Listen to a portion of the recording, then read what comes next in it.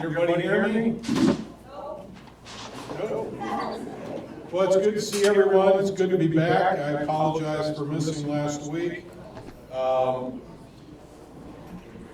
a bit like it was in the Monty Python, and you said, "Bring out your dead, bring out your dead." And I kind of felt that way. But I'm mostly recovered, so I'm back at it tonight, and we'll try to pick up from where we started.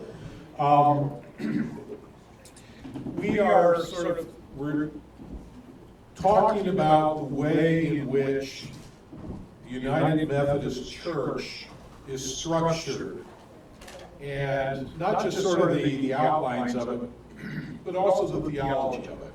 Why? And for me, as I talked to you about the last time, for me to tell a story, I basically got to get a head start.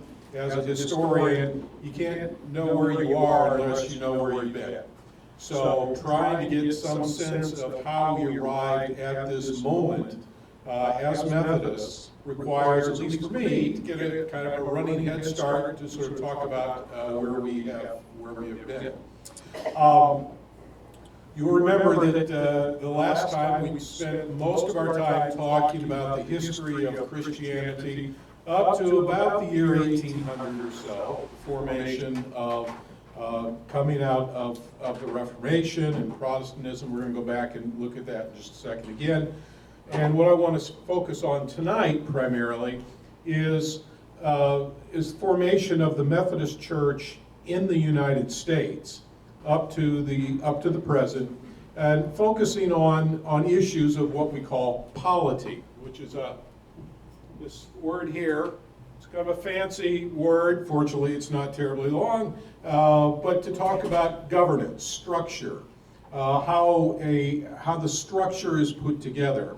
And polity is an important part of the way Christians have thought about themselves, talked about themselves, and put themselves together over the course now of over 2,000 years. And we'll talk some more about that. But the one word that's a particularly good Wesleyan word is the word connection.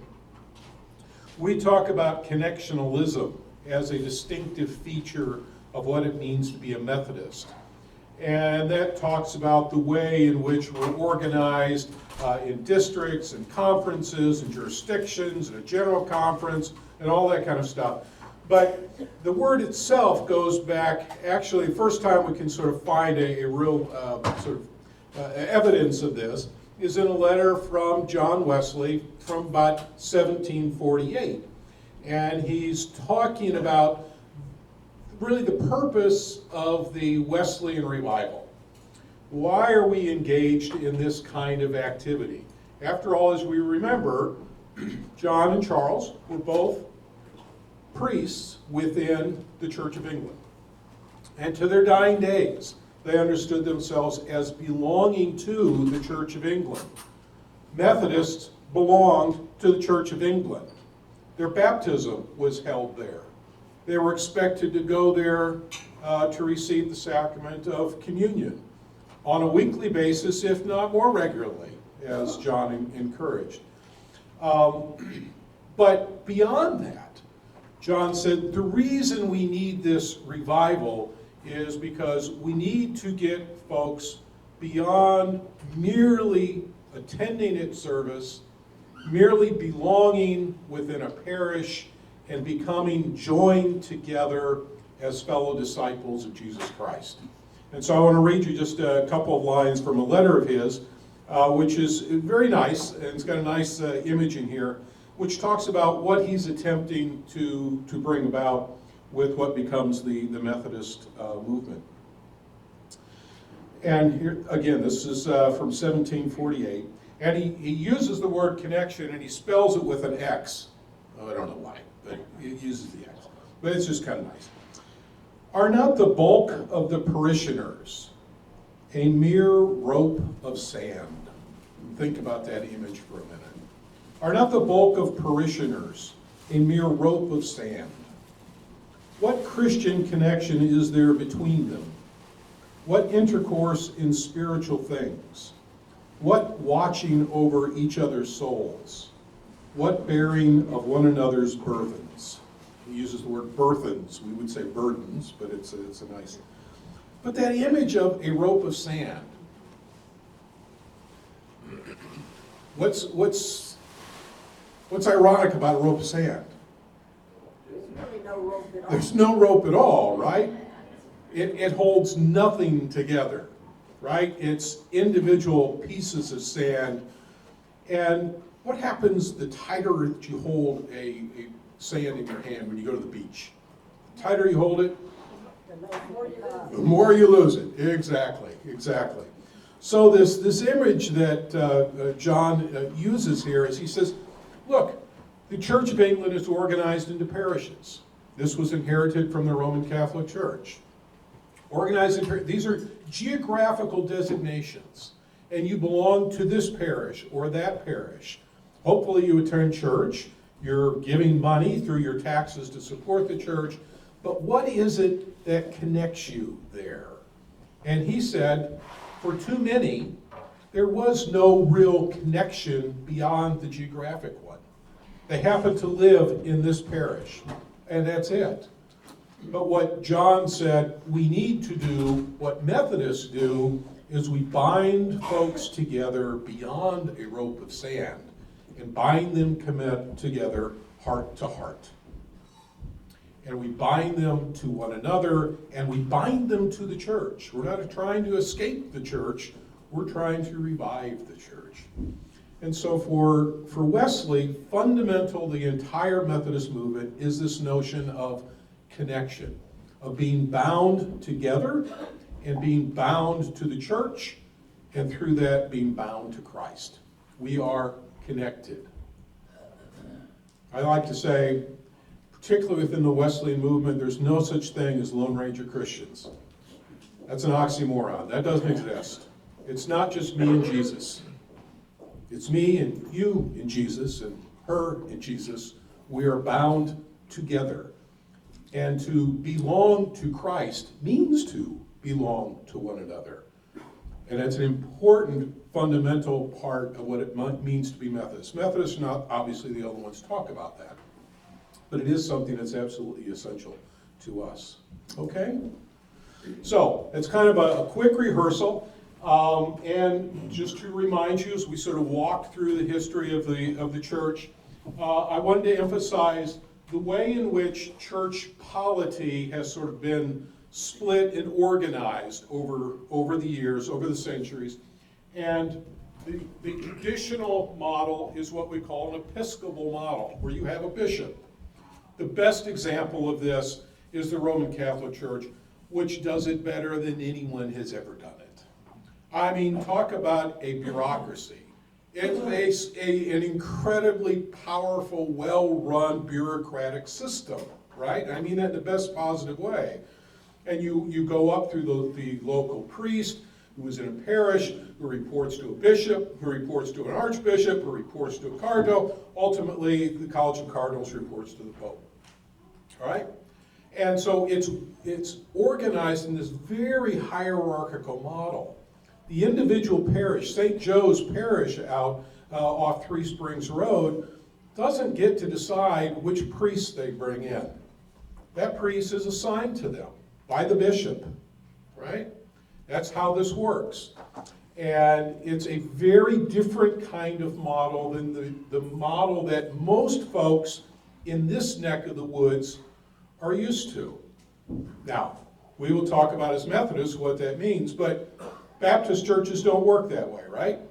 Church of Christ doesn't work that way. Pentecostal churches don't work that way. They have instead what we would call a congregational polity, where individual congregations are autonomous, right? They have their own life.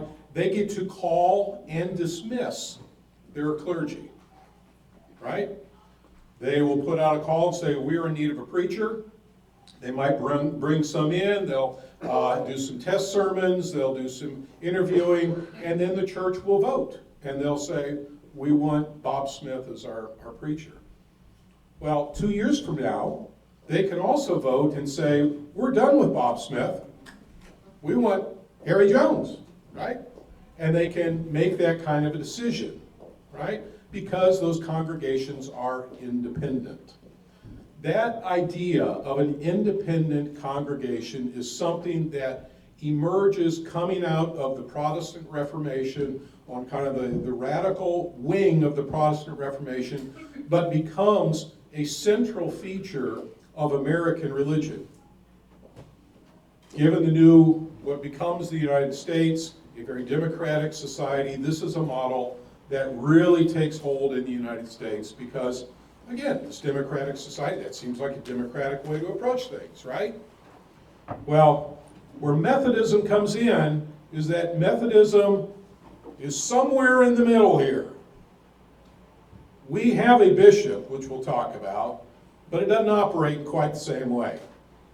Within a true Episcopal system, the bishop and those above the bishop, all decisions about church theology, doctrine, practice are decided at this upper level by the church hierarchy, sitting in conference and making this kind of decision. In a congregational model, it doesn't work that way. Methodists are somewhere in the middle, which is part of the genius for why Methodism has been so successful in the United States, particularly over the past 200 years. And that's really what I want to talk about tonight, to sort of set us up for next week, where we're then going to sort of pull some things apart and talk about how is it that we have 7 jurisdictions, how does that relate to the General Conference, where does our annual conference fit into that. But I think before we can get there, we need to have a little bit of this to sort of set us up for that. So everybody with me so far? All right, good. On your tables, thanks Abby. I think Abby has distributed some handouts. We had handouts last time. And if you didn't bring yours back or you weren't here, what you have tonight in front of you is, I borrowed this from a book that I like very much by Gail Felton, By Water and Spirit, which is really a theology of baptism, which is something else we ought to talk about at another time, but not tonight. But she's got this nice graph in here, which talks about the formation of the United Methodist Church. And so I want to walk through this a little bit with you to sort of make some sense of where things sort of stand, how we got to where we are, and what's distinctive about us. Okay? All right. We're starting here in 1784 in Baltimore. We have what is referred to as the Christmas Conference. This is an annual conference of the Methodist clergy who are in the now brand spanking new United States of America, right? And it's at this conference that 2 bishops are chosen, Thomas Coke and Francis Asbury. They had actually been appointed by John Wesley. Wesley lives about another 8 years or so he's still active. And he appointed Coke and Asbury as superintendents, which is the word that he preferred. However, Americans being rather independent-minded and rather stubborn, we decided we're going to do things our own way. And so at this conference, there is a collection of all the Methodist ministers at the time, and they agree to form what becomes known as the Methodist Episcopal Church. This is a new, what we will call now, denomination, which is a word that's invented to describe American religious institutions. Nobody else does things quite like this. But the Methodist Episcopal Church is founded in Baltimore in 1784 with Coke and Asbury now as the first bishops. So you might ask, well, why did they decide on bishops as opposed to superintendents? Which is a great question. And John Wesley wanted to know the answer because he wasn't happy. He liked the idea of superintendents because the Methodist Church in England still remained under the Church of England. They already had bishops. What they needed were superintendents to help with the new Methodist societies, which they weren't calling churches yet, to organize them for mission and to keep things in order, and so they were more superintendent-y. Create a word, right? And the idea of a bishop implied something. In the new United States, that didn't work quite right. Right? So during the American Revolution, the Church of England, as you might imagine, ran into a kind of a difficult time. Their marketing scheme really didn't work very well. Where do you go to? I go to the Church of England. Oh, you're not a very good patriot, right? So it becomes the Episcopal Church in America, right? They will remain technically connected to the Church of England, but it becomes its own entity, and they change the name. So the Episcopal Church in America is the Church of England, but in the United States. Well, we also then have the problem of not having an established church. In England, the Church of England is the church. Tax money goes to support the church. If you want to attend a Quaker service, eventually a Methodist service, or a Moravian service, you have to register as a dissenting entity because we already have a church.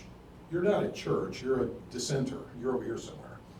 In the United States, we put together a constitution which does not have an established church by design. We enshrine it in the First Amendment. But what does that do to all of these other churches like Methodist and Baptist and Congregate? How do they fit in all of this thing, right? How do you put this all together? And furthermore, how do you have an authoritative structure? Who's in charge? Well, it seemed to Koch and Asbury and the other Methodist ministers that the word bishop would convey more authority in a new situation in which they were not reporting to other bishops like the Church of England or the Episcopal Church. It was a way of designating their authority within a new situation. Wesley was never happy with their answer, but he didn't win this one. Okay? So these two become our first bishops in the new Methodist Episcopal Church. Now, to give you some sense of things here, in 1771, there were only, and this is on the eve of the American Revolution, there were only 4 ministers, Methodist ministers, all lay ministers, with about 300 lay persons scattered across the 13 colonies. We're pretty small, right? 1775, John Wesley made it known that he was not at all pleased with these upstart Americans and their revolutionary ideas. This is not God's will. I do not support this American Revolution. And all but one of the Methodist ministers went back home to England. Only one that stayed behind was Francis Asbury. All right?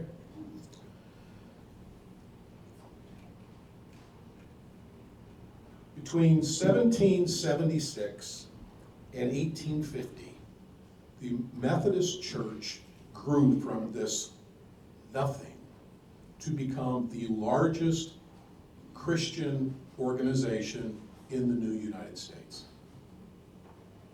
Miraculous growth. Miraculous growth. By 1850, we had 40,000 itinerant preachers. Not 40,000 members, we had 40,000 preachers. 6,000 local pastors. 1 million members.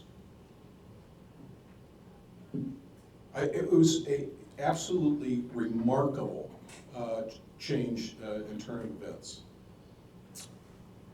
We were by 1850, the Methodist Episcopal Church was 1.5 times larger than the next largest denomination. One in 15 Americans would have considered themselves Methodist. Between 1840 and 1860, the Methodist Episcopal Church established 35 colleges. 24 of 37 governors were Methodist. Methodism had the largest institutional structure in the United States, second only to the federal government. Methodists can organize, they can't do anything else. That and have potluck. I mean, we're really good at both of those things, right? But my point here is that the Methodist Episcopal Church grew very quickly. And one reason it grew so quickly and was able to sustain itself, as we'll see, was because of the way in which they were able to organize and maintain Christian connection in a way that fit the new United States, this early republic, this with democratic impulses. They found a way to organize and do so at the same time that they gave opportunity for particularly lay people and local congregations to have a say in how things worked.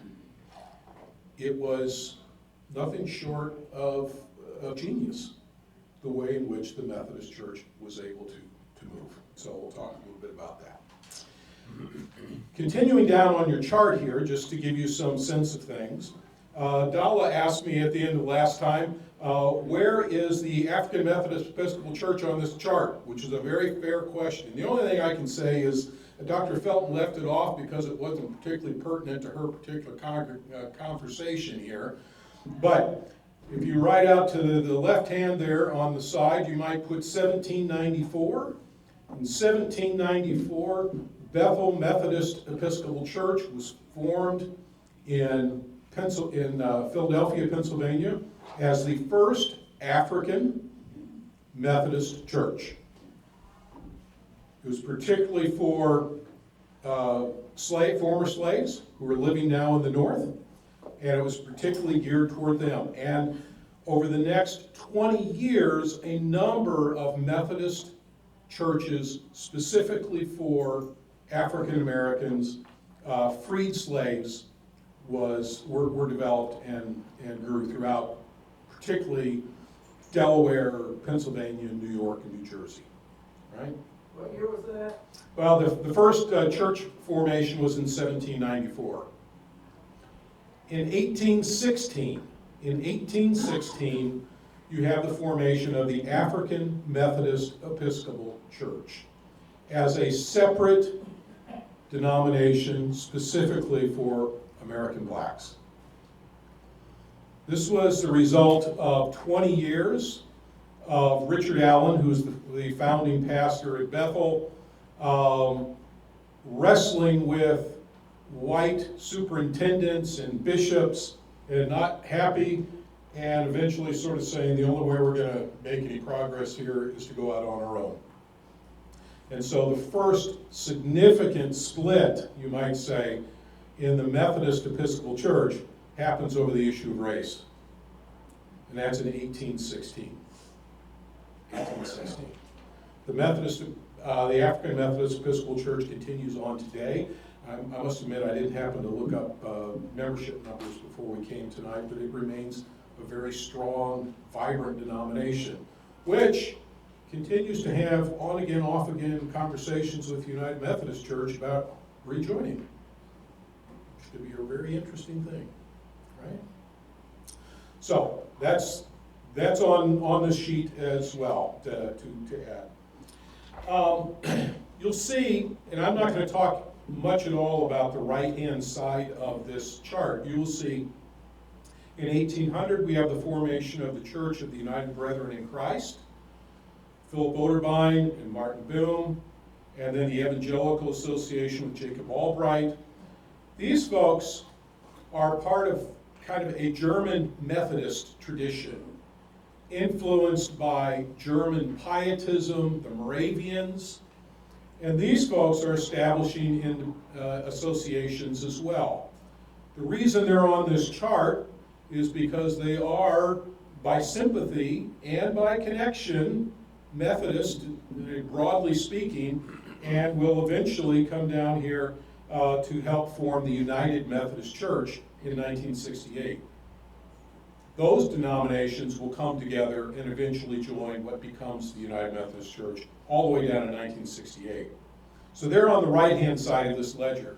If Phyllis Rowe were here, Phyllis could tell you about growing up in the Evangelical Brethren Church in Indiana, right? And she'll tell you all about it, right? I must admit, I don't know a whole lot, but that's another side of our family history that figures into our Methodist heritage.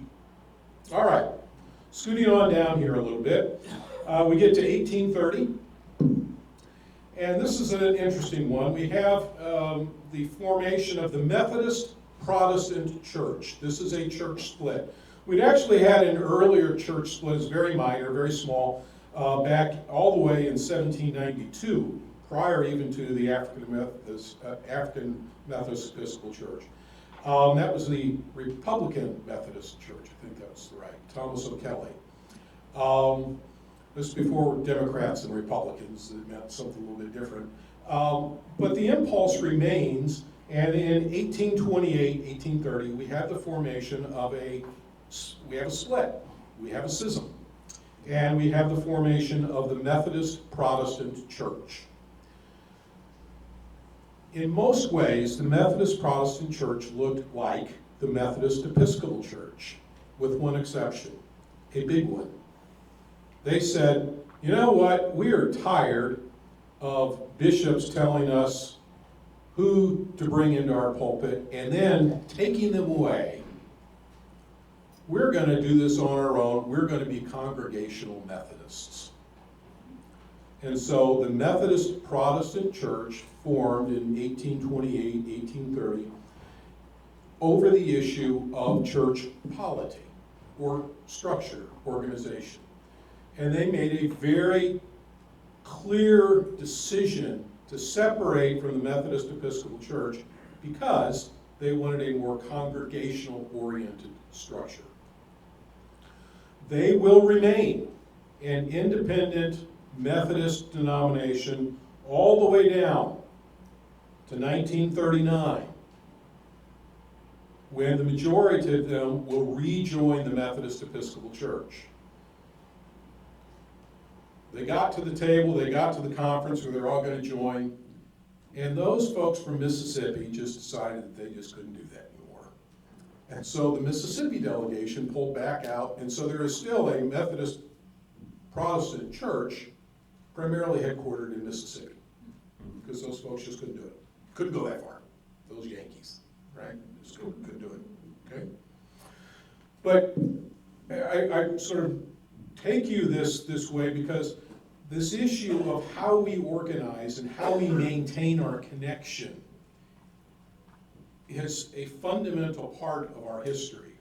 So much so that some folks have split off over the issue of how to organize.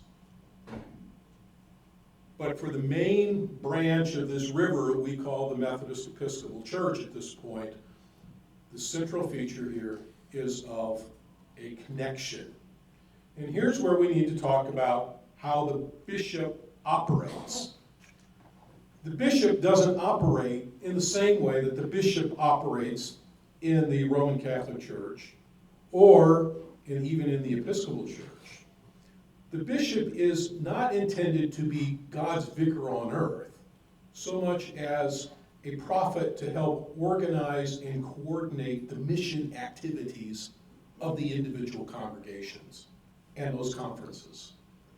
It's a different idea. It's more like Wesley's idea of a superintendent, except we're going to call it a bishop. Which means the bishop does not have as much authority as you would have in the Roman Catholic Church, for example, or even the Episcopal Church. Technically, the bishop is there, has that name, but his, or in these cases today, her function is a different one. Because much of the power, you might say, the real energy for the church resides at the local level. So even though we don't have a congregational polity, the Methodist Church does not work without an active, involved, and participatory laity. This is not Craig's church. Craig is sent here to us, on loan, you might say, from the conference. for a period of time. Itinerancy is a fundamental feature of this notion of how we organize, of our polity, right? Connectionalism. From the very beginning, Wesley was adamant that the preachers need to move around. Now, got a couple of other quotations from Wesley. But he can be quite funny at times, actually, which is, if you know anything about him, might be a bit surprising. But he did have a bit of a sense of humor. I thought it was kind of funny. So he's writing to this about the idea of the itinerancy, about moving folks around. And this was absolutely essential. He said, I myself may have had as much variety of matter as many of our preachers, yet I am well assured, were I to preach 3 years together in one place, both the people and myself would grow dead as stones. Indeed, this is quite contrary to the whole economy of Methodism. God has always wrought among us by a constant change of preachers. Right? His idea was that you don't want to leave a preacher in one place for too long, because they might get stale, the folks might get too comfortable, and more importantly, they might be needed elsewhere. The preacher does not belong to the congregation. The preacher is appointed by the conference to go when and where he or she is needed. Because this is about a mission. I grew up in a tradition, as I've talked to you before, in which we had a congregational polity. And I must admit, one of the things that bothered me from the very beginning, when I was old enough to start thinking about such things, was that most of the churches in the denomination I grew up with were often identified by the preacher. Whose church do you go to? I go to Brother Bob's church. I go to Brother Bill's church. Right? And I must admit, even as a child, I thought that was a little bit odd, right? He doesn't own the church. Although in a congregational polity, it often kind of worked out that way. So much so that some of these preachers just kind of handed their congregations off to their kids, who handed it off to their kids, and became a kind of a family business, right? Now, that's not to say nothing good and valuable happened there. I'm not suggesting that. But it's a very different way of thinking about the church. The church is not identified with the preacher. I love Craig. But Craig will be here and Craig will be gone, and State Street will remain. What makes State Street powerful, and the reason we have survived 200 years, is because this congregation has invested in the mission of this church. Together, one another, and with other Methodist churches around us. The itinerancy, which I don't like it when we've lost our pastors before. No one was happy when Paul was moved. No one was happy when Paul was moved, right? We all grieved when Paul was moved. And then Jay came. And Jay was here for 7 years. And then Jay moved. And we brought this guy in. Right? And I remember when the announcement was made in a couple of occasions. Folks let out audible gasps or worse. Folks were not, and I get that, right? Because we become connected. He is my pastor, he is my friend, and we go back a long way. But at some point, the bishop and the board are going to move him someplace else, and someone else will come in. But that's not because this congregation is not valued. It's because the mission is paramount. And Craig will be moved where the bishop and the conference feel he will be most useful. In that way, you keep this energy alive, ideally, but it also means that the congregation exists in an interesting relationship with the conference. So, remember we talked last time, as Methodist societies were developed, what become Methodist churches, but at first they were called societies. Those societies were then bound together in an area, and this becomes a conference. Now, we're going to talk about conference, particularly next time, about conference more as a verb than a thing, but a conference as a designation for holding multiple societies together, right, with their superintendent over those societies, right? And so they're brought in, but at each local society level then, we have a board of trustees, right? From the very beginning, Wesley was adamant that the board of trustees do not get to do two things. They do not get to select their preacher, and they do not own the property. Neither of those things can happen according to Wesley. Because you then begin to set up a situation where the trustees who own the property select the pastor can also deselect the pastor, move the pastor along. And, as he says at one point, if the preacher starts to say something that doesn't fit particularly well with some of the folks in the congregation, he's in danger of losing his situation and losing his meal, as he said. And suddenly, the congregation has authority over the pastor in terms of what he might be willing to say in the pulpit, because it would have a financial repercussion. We can't have it that way. And so, basic then to the very beginning of Methodism, going all the way back to England in the 1740s, is this notion: preachers are appointed, they rotate, and individual congregations, the property is held by the conference. Right? It's held by the conference. That remains today. That remains today. It was not about accumulating wealth. It was not about accumulating property.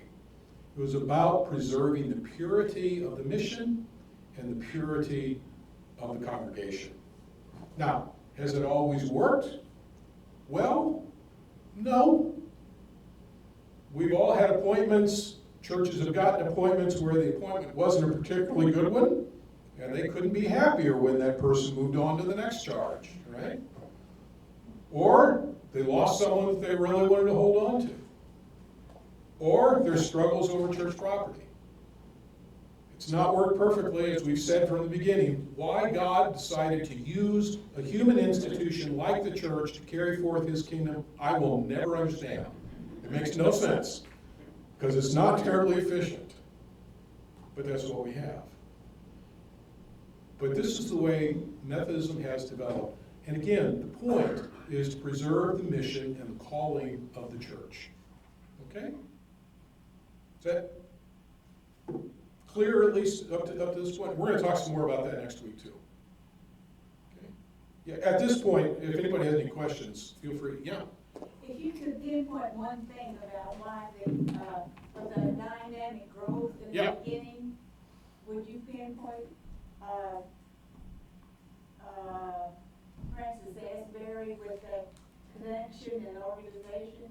I would say three things. Thank you for that intro. Yeah. Three things. One, the message of Methodism was free grace. Wesley made it very clear that God is for all of us, not just some of us. One of the early breaks in Methodism was with the Calvinist wing of Methodism, George Whitefield, who was a good friend, but they broke over this issue of predestination and election. And Wesley said, no, God is for all of us. Christ died for all of us, not just for some of us. And you can imagine, in the new United States, that's a message that resonates. It's not about whether you're of a particular class or not. It's not from where you're from. It's not about how well you're educated. God loves and died for all of you, all of us. And that message of free grace was really a powerful message. A second was that it appealed to this notion of popular religion. This was a religion for everyone. The churches survived because they had lay preachers. These folks held jobs, right? They weren't well educated yet, but they were involved and pulled in. We had females who acted as lay preachers and speakers. That was unheard of. African Americans, freedmen, were able to become part of this movement. It was an appeal to everyone. So they had that element. And then the third one would be this notion of connection. Connection, of being bound together. It's not just our individual society here in Bowling Green, but we are connected to that Methodist society over in Scottsville and in Morgantown, or whatever, right? We are bound together. Remember we talked last time about that early Christian notion of the church Catholic. I believe in the Holy Catholic Church. We say it every Sunday. I believe in the universal church. It's not just about me and us together, but it's about the folks beyond these walls as well. We belong together. And Methodism was very good at amplifying that notion of community, particularly as the population is moving west into underdeveloped areas, into the frontier region. Methodism did a great job of building and sustaining community. And they came behind then with an organizational structure that was able to pull all that together and hold it together. That was the genius. That was the genius. No other denomination was able to replicate that in the early years of this nation. It was unique to us. It was unique to us. And we held that together. Up until 1844. What happens in 1844?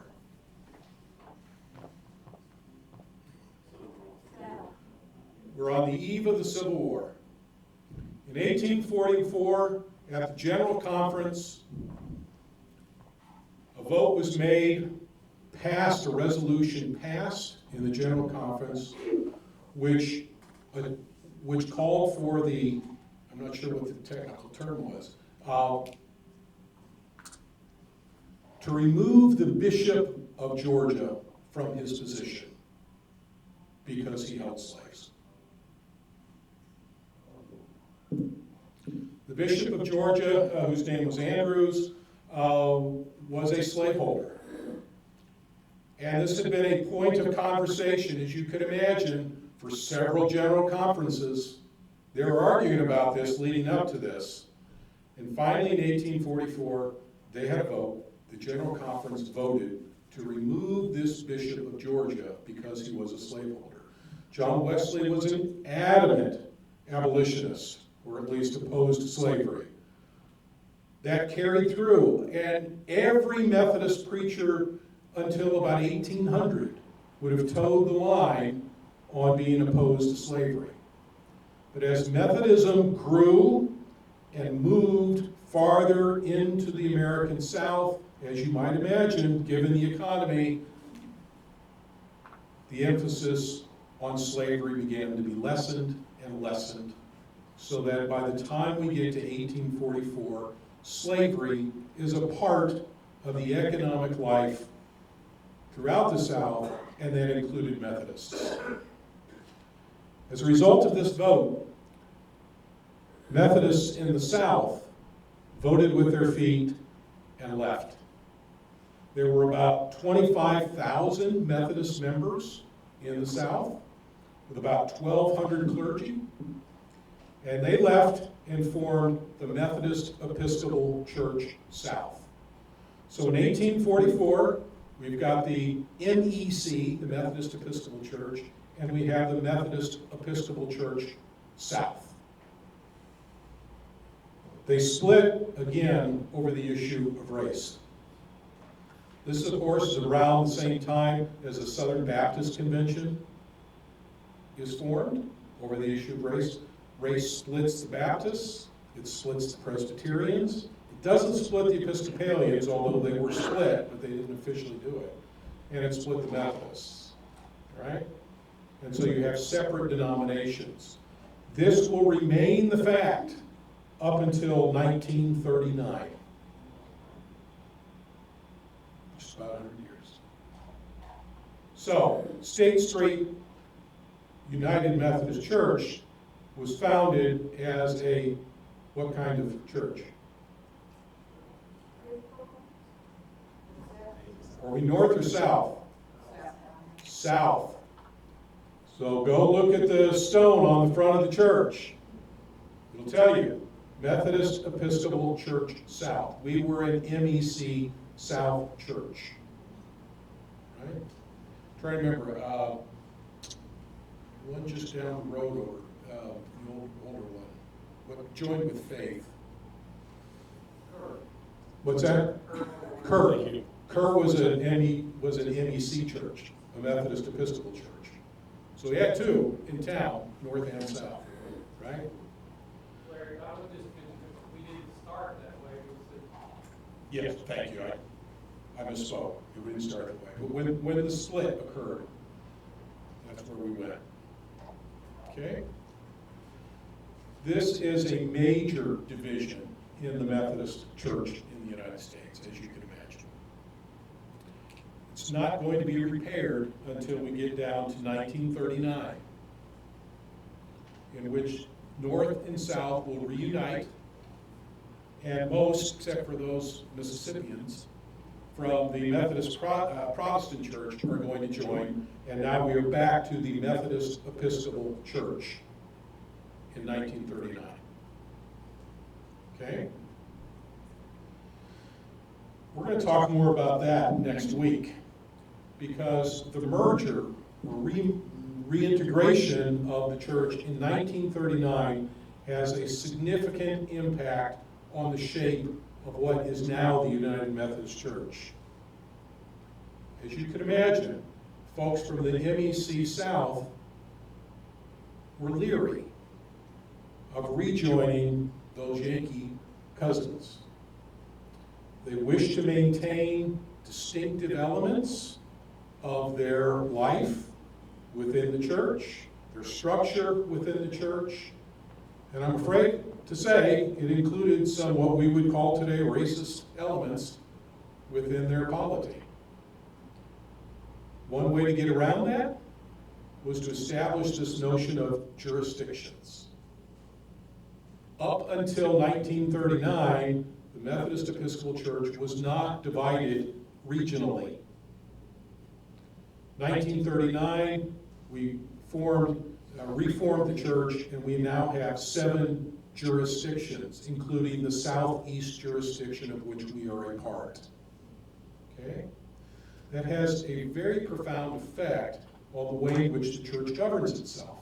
We'll talk more about this next week, but we really end up with a kind of federalist model. We've got an executive branch, a legislative branch, right, and a judicial branch is how the church is organized. It wasn't organized that way before. And it has affected everything, including every conversation and argument we're having today. Goes back to 1939. See, that's what I'm talking about. You gotta get a running start to get this stuff, right? So this didn't just sort of happen. We've been dealing with the repercussions of this remerger since 1939. All right, scooting on down just a little bit, 1968. In 1968, the United Methodist Church is formed. And this is the merger of the Methodist Episcopal Church and the Evangelical United Brethren Church come together to form the new United Methodist Church, 1968. It's right about the same time. It is coincidental, I think, as a historian. I can't find a direct correlation here, but it's at about the same time that the Methodist Church, now the United Methodist Church, is surpassed in membership by the Southern Baptist Convention. It's right about 1968, 1969. About 1860, 1865 maybe, the Roman Catholic Church becomes the largest Christian denomination in the United States. Methodism is right behind, up until about 1968, in which the Southern Baptist Church passes the Methodist Church for sort of second place on this list in terms of membership. Right? Lots of things are happening, right? Culturally, lots of things are happening.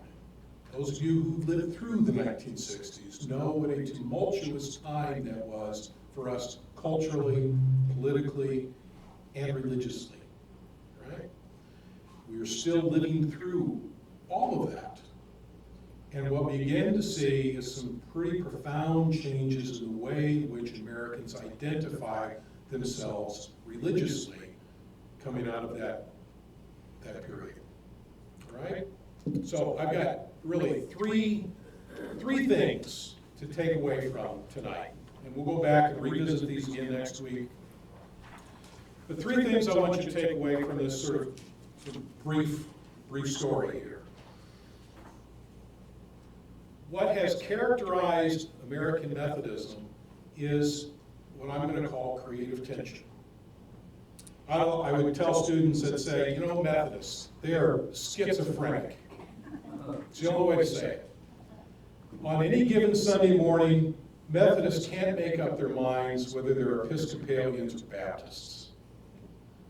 The reason is they're a little bit of both.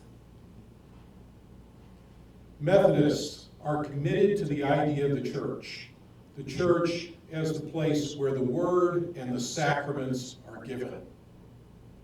The institution, the structure of the church. We don't make this stuff up. We recite the creed. We hold to tradition. But we also have this evangelical side of our history, coming out of the camp meetings and the other revivals of the 19th century, where we think, like John Wesley, that this is a religion not just of the head, but also of the heart. We believe in experiential religion. We don't have to be rolling on the floors, but we know God lives in our hearts. Our hearts are strangely warmed. That's important to who we are. We balance those two sides of our identity, this Catholic side and this evangelical side. We emphasize experience and mission as well as sacrament and church structure. Second point is that what made Methodism work was that it emphasized unity but not uniformity. A great deal of adaptation was possible across geographic lines, across linguistic lines, across racial lines. John Wesley called for his preachers to be in connection with him. But it was more about a life of piety rather than a set of doctrines to believe. That's not to say they don't believe doctrines. But the emphasis was upon applied theology, practical divinity, living out your faith. We emphasize that.